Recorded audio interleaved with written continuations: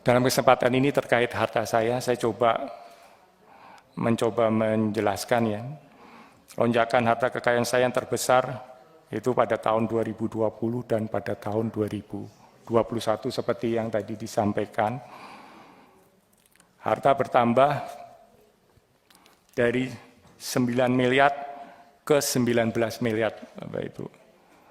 Ini disebabkan karena pada saat itu kondisi orang tua saya tahun 2020 sudah sangat menurun. Pada saat itu beliau ingin setidak-tidaknya membagikan sebagian hartanya dengan cara hibah. Jadi pada saat itu kami bertiga mendapat hibah dari ibu saya 10 masing-masing 10 miliar. Dan itu dimasukkan di BRI. Jadi nanti mungkin di PPATK juga ada itu aliran uang terkait dengan 10 miliar tadi yang disampaikan, yang diberikan ibu saya, itu masing-masing anaknya dapat 10 Bapak. Oleh karena itu di tahun 2020 ada lonjakan sekitar 10 Pak, dari 9 ke 19.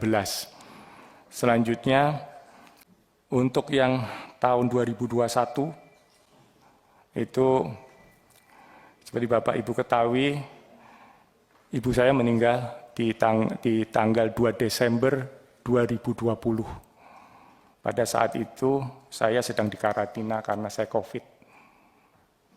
Dan pada saat itu juga bertepatan, kenapa saya tahu saya COVID, karena pada saat itu persiapan untuk wawancara dengan KAI Pak, pada saat itu, di tahun 2020. Karena wawancara dengan KAI itu tanggal 4 Desember 2020. Jadi saya masih ingat di 22 Desember itu saya masih di karantina, dan pada saat itu juga saya tidak bisa menghadiri ibu saya untuk yang terakhir kalinya. Karena saya nggak bisa hadir karena situasinya tidak memungkinkan Bapak Ibu sekalian. Baik, selanjutnya harta waris dari orang tua selanjutnya dibagi di tahun 2021. Jadi tahun 2000 tentunya Bapak Ibu itu meninggal 2 Desember, dan itu tentu harus dikumpulkan dulu ya data-datanya audit saya yang ada di sana. Dan ternyata sebagian besar bentuknya itu dalam bentuk deposito, tabungan, dan surat berharga negara, Pak. Jadi semuanya itu ada di dalam sistem keuangan kita semua. Jadi tidak ada yang di luar sistem keuangan kita.